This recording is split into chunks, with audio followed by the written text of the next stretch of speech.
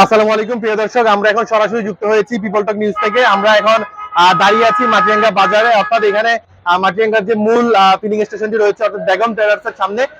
আমরা দেখতে পাচ্ছি যে এখানে বড় পরিসরে আসলে বাইকের সিরিয়াল, অর্থাৎ যদি আমরা বলি যে দুপুর 12টা থেকে এখানে অনেকে অপেক্ষা করছে, অলরেডি 6টা বাজে। দুপুর 12টা থেকে এখানে সিরিয়াল লাগাইছি, এই পর্যন্ত পাম্পের কাছাকাছি আসছি। এখন বাজে হয়তো 5:30টার কাছাকাছি। সকাল 12টা থেকে এখানে অপেক্ষা করতেছেন? জি, এখানে ভাড়া চালান? আমি ভাড়া গাড়ি চালাই, পুরো 10 দিন বইরা মানে গাড়ি চালাতে পারিনি।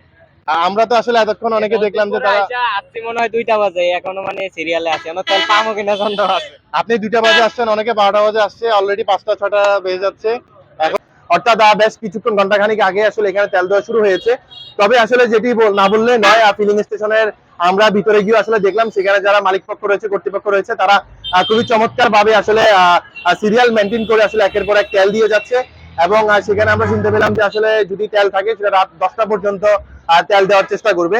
অর্থাৎ আমরা যদি বলি যে আসলে ফিলিং স্টেশনে যারা কর্তৃপক্ষ রয়েছে তাদের খুব একটা গাফিলতি লক্ষ্য করা যায়নি, অর্থাৎ তাদের সদিচ্ছা রয়েছে বলে আসলে আমরা মনে করি। এবং ফিলিং স্টেশনের মধ্যে আমরা লক্ষ্য করেছি যে আসলে এখানে যারা স্থানীয় বাইকাররা আছে তারাও অনেক বেশি হেল্প করছে সুশৃঙ্খল ভাবে তেলগুলো প্রদান করার লক্ষ্যে। এবং আমাদের মাটিরাঙ্গা থানার যে পুলিশ ভাইরা রয়েছে তারাও যথেষ্ট পরিমাণ চেষ্টা করে যাচ্ছে বাজারে যেন যানজট তৈরি না হয়, যেহেতু রাস্তার এক পাশে সারিবদ্ধ হয়ে দাঁড়িয়ে আছে বাইকগুলো।